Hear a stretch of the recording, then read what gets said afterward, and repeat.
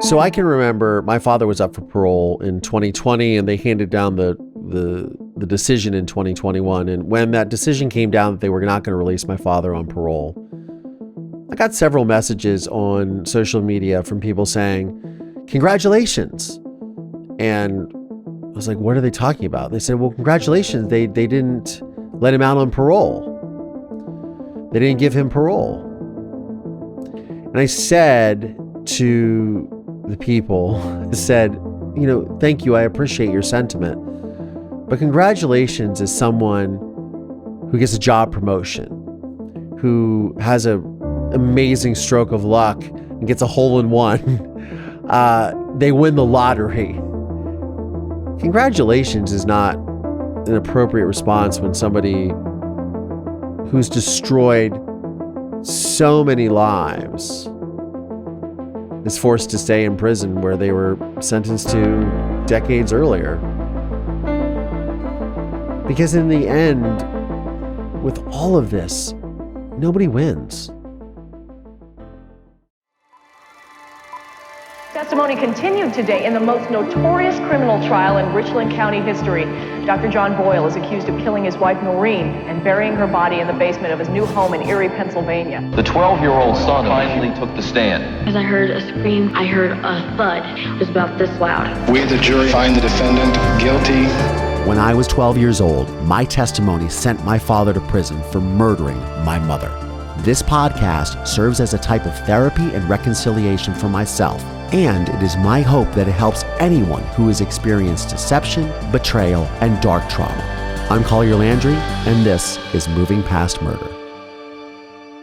Hey movers, welcome back to another episode of Moving Past Murder. I'm your host, Collier Landry, and what's going on? What a week. What a week. It is Friday, March 3rd. I am another year older officially.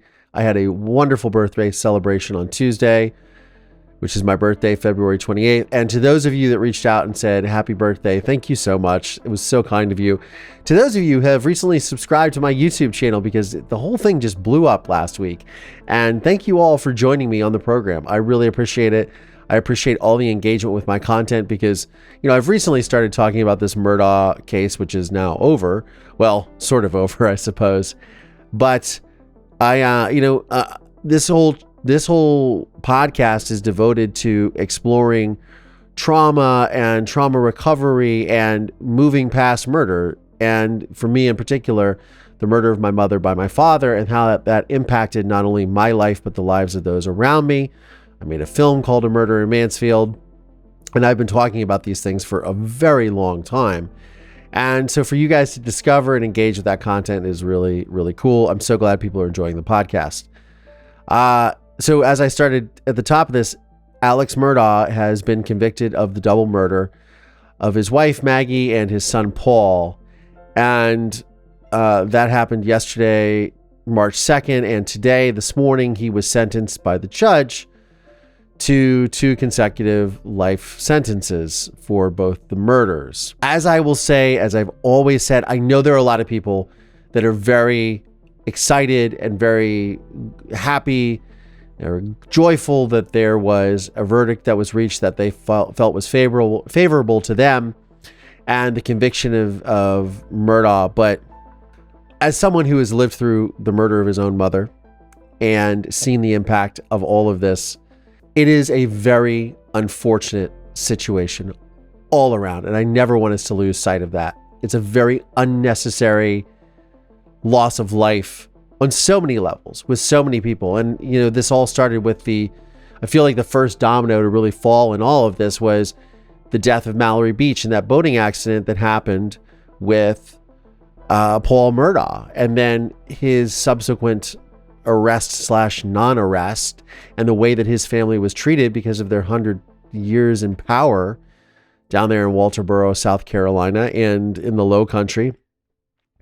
And it just began to expose and unravel this little thread that just got kind of pulled out and exposed years and years of corruption and cover-ups from, obviously the death of Randolph Murdaugh Sr. in the train accident, and then the lawsuits against CSX Railroad. But then you have the legacy of how that built the family's law practice and had them rise to wealth and power down there. But also you have these crimes that Alex Murdaugh, who was for a long time a very accomplished trial attorney, how he just began ripping people off. And as I spoke about last week, a lot of that is centered on what I believe is centered on his opioid addiction. And I know that the defense tried to use that because weirdly, Murdaugh took the stand in his own defense. The same thing my father did, which was, I believe, ultimately their downfall is because they committed a crime, right? And they're guilty of the crime. Going to bat for yourself when you are a complete and total liar is very dangerous. Well, I mean, very dangerous if you want your freedom. It's great. It's great because I often say to people a lot of times when I talk about like narcissism, overcoming and outwitting people who are just downright nefarious, if you give them enough rope, they'll hang themselves. They really will. Because when people think they're going to get away with something that is so heinous, they really do leave a trail of crumbs through the woods. My father did it. There's many episodes in this podcast. Most recently, I speak with a Judge Henson from my father's trial, and he tells me about things of my father even leaving his ID for cold storage so he could store my mother's body while he prepared her grave underneath the house that he bought. Having his mistress sign, N. Sherry Boyle, my mother's name was Noreen Schmid Boyle, to pull off on documents. All these things are just these trail of breadcrumbs. And I feel that Alex Murdaugh, of course, was no stranger to this. On top of that, he's just a drug addict. And something that was really interesting that the judge said today at the sentencing was that he was a monster. Maybe because Murdaugh was trying to plead, I'm innocent, I never killed anybody, I never killed Pawpaw, I never killed Maggie. And I tell you again, I respect this court, but I'm innocent. I would never, under any circumstances, hurt my wife Maggie, and I would never, under any circumstances, hurt my son Pawpaw. He said, well, maybe it wasn't you, and I've seen this in so many cases before, but it was the monster that is you. From taking 20, 30, 40, 50, 60 opioid pills a day, you become this monster, right? And it might not have been you. It might have been the monster you become when you take 15, 20, 30, 40, 50, 60 opioid pills. Maybe you become another person. I've seen that before.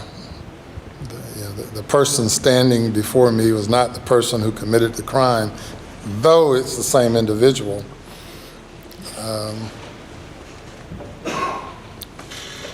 We'll leave that at that.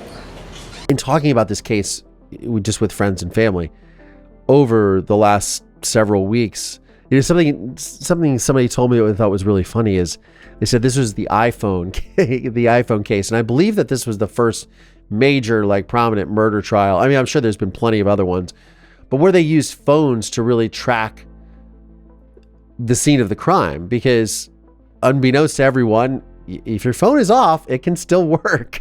It can still be tracked, and just the defense was so unable to explain away so many things, just to the simple fact of how did Alex Murdaugh's voice get on the Snapchat video of Paul's phone right before he was murdered, as the prosecution said. When he was in the kennel, in the cage with the dog, with the bird or the chicken, how did he said he was in the house sleeping, and then his voice is on the voice recording on the Snapchat. I realized this wasn't, this was something that wasn't even part of the initial investigation. They discovered this, I believe, 6 months later or something. There's so many things that are really hard to explain away. And there was something that somebody was mentioning. It's a very common thread in narcissistic liars and perpetrators. My father did this. Apparently, Alex Murdaugh clearly did this. It's the same thing, and I'm going to read it right here. So they said something that was really interesting. And when you think about how deceptive practices work with these perpetrators. They said honest people try to convey, liars try to convince. And I heard this reporter saying this on CNN, and I thought, that's absolutely true. Because my father did the same thing. My father on the witness stand, and I'm going to play a clip in a second. My father on the witness stand tried to convince the jury of his story. Whereas people who are innocent, or people who are not lying, rather, people who are telling the truth, are trying to convey their point of view, not convince you of it. They're trying to convey it like, hey, this is where I was coming from. Please don't misconstrue this. And there's something that's called statement analysis, and I'm going to pull up the Wikipedia definition of statement analysis, which is statement analysis, also called scientific content analysis, or SCAN, is a technique for analyzing the words people use to try to determine if what they said is accurate. Proponents claim that this technique can be used to detect concealed information, missing information, embedded confessions, and whether the information that person has provided is true or false. Proponents say statement analysis has proven effective as a police interrogation technique, but critics argue that it has not been subjected to objective analysis, with most of the studies failing to have used any outside criteria to confirm whether the statements were actually true or false. So it sort of falls into, I guess, skeptics would say a pseudo-science, if you will. Yeah, I suppose so, but the thing that was discussed by this particular journalist on CNN is they said, because everybody kept saying Alex Murdaugh he talks so much on the witness stand and he volunteers so much information. And I think anyone who's ever been arrested or anyone who's ever faced anything with police is like, don't talk to the police. Get a lawyer, don't talk to the police. They can tell you anything. They can say, oh, we're going to let you out, man. Just tell me what happened and we'll let you go. That's complete rubbish. And for those of you that don't know that, the police can lie to you. They are not held to any sort of code of ethics in that way. If they arrest you and they say, hey, buddy, we're going to let you go. Just tell us what happened here and you can go home. That's not true. Call a lawyer. I'm not I'm not somebody to advise you. I am not a lawyer. I am not, but that is just the facts. The police can do that because they're trying to gather evidence and that's within their legal right. So there's a lot of talk about how he would use these, a lot of hyperbole, like saying things like unequivocally or absolutely not. And he was really overselling his point. And my father did the same thing on the witness stand. My father, for those of you that watch this program and have listened to me sort of dissect my father's letters from prison, it's always this massive denial and just sort of delusions of grandeur. I have an episode 20 or 30 episodes ago called The Tape, and my father just spins these web of just absolute crazy lies. It's unfortunate because they really do believe that you are believing and buying their story because they're so good at it. And to be honest, they really are good at it. It's just so unfortunate to me that, and again, I know a lot of people are rejoicing in the fact that there is some sense of justice here, not only for Paul and Maggie, but let's not forget there is a housekeeper who died mysteriously. There is a young man, Stephen Smith, who died suspiciously that is somehow tied to the Murdaughs. And then there's the death of Mallory Beach. There's an interesting documentary that came out, I believe, last week on Netflix. So the filmmakers who made this film, Jenner First and Julia Willoughby Nason, they talk about how there are potentially even more things that they uncovered about the Murdaughs and their crimes, and that can even go up to the federal level. They were interviewed in Variety talking about this. I mean, the legacy of corruption in this family is staggering. And it makes me think back to my own family, right? And I spoke about, the guilt and the shame. And at the end of the day, there are many people that can give analysis on this, but I can absolutely with 100% authority tell you what it is like to have your father murdered your mother. And so I see Buster Murdaugh in the courtroom, and he's listening to literally a defense witness sort of rebut the prosecution's witness of how his brother was shot. Was it from the top down or was it from up? Just how gruesome that is. And he's almost just like, he's so disengaged or dissociated with what's being said because it's so gruesome. And how do you pick up the pieces from this? How does one move? Like, what does moving on look like? Your entire family has been disgraced in a town where you were, as they say in Italian, the pezzo grosso, the big shots. You guys ran the show. And now the fall from grace is so far. And then there's a lot of speculation that that Buster had something to do with this Stephen Smith gentleman who was killed. And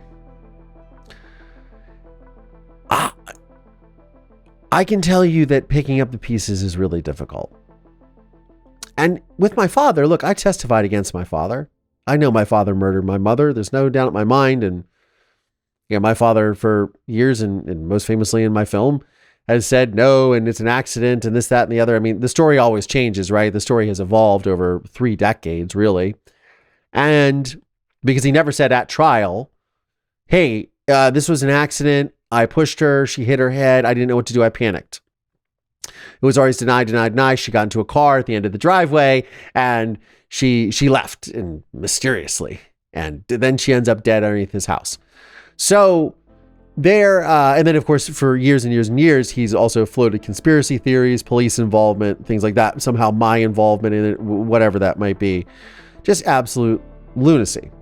But the thing is that on the witness stand and with the defense in this case, they never ever offered up another suspect. They never said Alec Murdaugh could not have done this because someone else did it. They never did that. And why is that? And again, when I talk back about to get back to my point on the iPhone trial, they literally have footage showing where these murders took place because everybody's got their phone on them. And it's, and there are people that can elaborate way more on this than I can, that's for sure. But it was really hard when you're, and not only that, Alex Murdaugh is on the witness stand saying that he lied to investigators and did not tell them that he was down by the kennels. He said he never went down to the kennels. So the stranger thing is that Alex Murdaugh, who is on the witness stand in his own defense, is literally saying that he lied to investigators and that he lied, and the prosecution during cross-examination, they just started reading off a list of names. Did you lie to this person? Did you lie to this person? Yes, I lied to this person. Yes, I lied to this person. And he even goes as far as to admit that he stole all this money from his clients, something that he's going to be tried for in a whole other series of cases. I believe there's 100 some charges pending from him robbing all these people.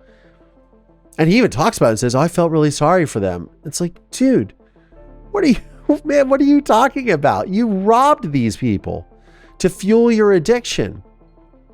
And I think that when you look at all this, there's just, how do you believe somebody that says? And I think when you look at this, they interviewed today on CNN Good Morning America or something, one of the jurors who was there, and there was a lot of speculation on, well, how could they arrive with a verdict so quickly?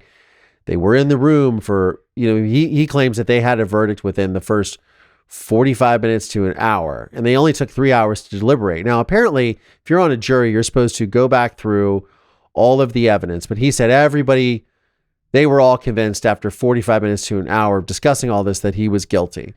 He said 2 jurors came in and said he's not guilty. 1 juror said, I don't know.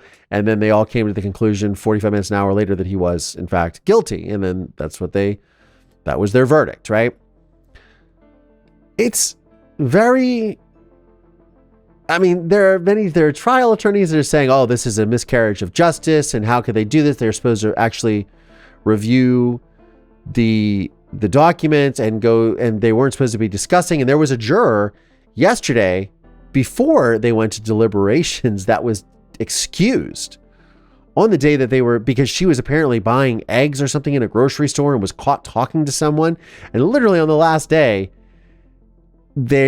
she gets dismissed and they have to use the alternate juror to come in. And there's obviously online, there's massive conjecture, massive speculation. Was this guy or was this woman the one person who's going to say he's not guilty and there's going to be a mistrial? What did that look like? But again, I think you have to go back to the facts. He admits on the witness stand that he lied to many people. He admits that he stole money from all of these clients, which I know that the prosecution and of course the defense is crying foul after the fact, saying they used the financial disclosures of his.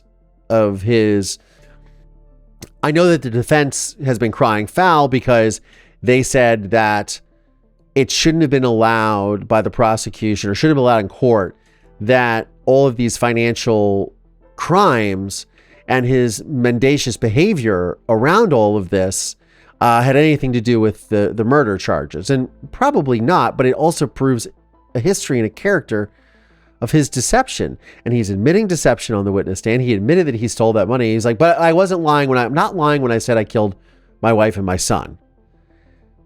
What are people supposed to think? And that to me is ultimately his downfall. So what does this look like for their family? And what is my opinion on that? And my take is that, again, it is going to take so much time for this family to heal, for this community, because the deception and the betrayal to not only obviously his family and murdering his wife and his son, but also to his brothers and sisters, but to his own, surviving son. And then to the people in the community that I probably at one point in time or another trusted them and relied on them. They had a law firm. People went to them. They quote unquote won money. It just means that he pocketed it and spent it himself, but they were able to prevail on cases for people who were filing, lawsuits against companies or being injured and accidents and things of that nature. So it's going to take so long for this community to heal. And then there are all of these other charges floating out there with the theft of the money. And what does it look like moving on from now with the deaths of Stephen Smith, Gloria Satterfield, Mallory Beach? Where is their justice? Are they supposed to, are people involved with those families and the parents and the loved ones, are they supposed to just take solace in the fact that he was convicted for these murders? And they may never get the answers that they want. And as someone who spent the majority of his adult life really trying to get answers, trying to find out why my father murdered my mother, so far as to move to Los Angeles and become a filmmaker and create a film so I could sit down in a room and have a conversation with him and say, I want to know why you murdered my mother. The process of processing this is a lifetime. For the families of the victims, it's a lifetime. For Buster Murdaugh, whether blood is on his hands or not, that's not for me to speculate or say. The healing is going to take a lifetime. It's an uphill battle. It's a hard row to hoe. No amount of therapy can take away these feelings. No amount of justice will ever vindicate anyone. For now, this sentence of 2 consecutive life terms for the murder or murders, they're going to have to do. And it's not a fun feeling. None of this is fun. It was interesting.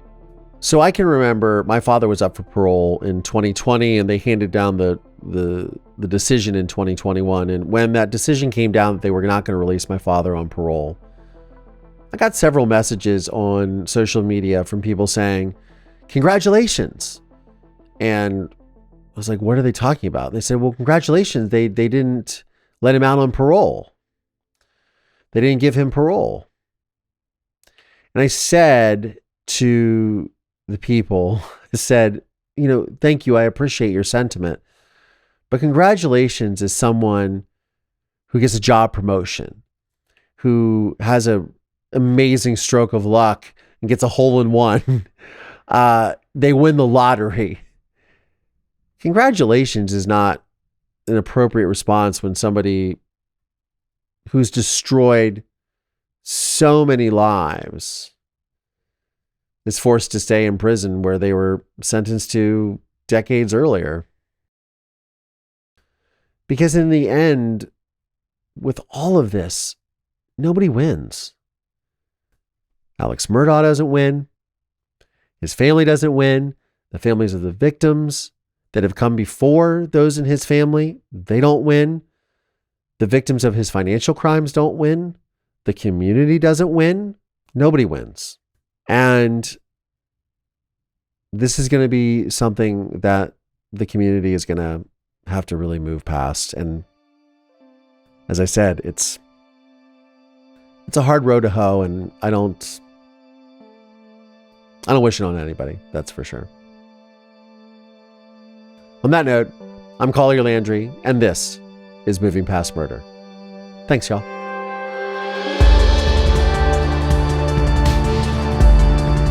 This podcast is made possible by support from listeners just like you. Please subscribe via Apple Podcasts, Spotify, Audible. Find us on YouTube, youtube.com/Collier Landry. The film A Murder in Mansfield is available on Investigation Discovery, Discovery Plus, and Amazon Prime Video.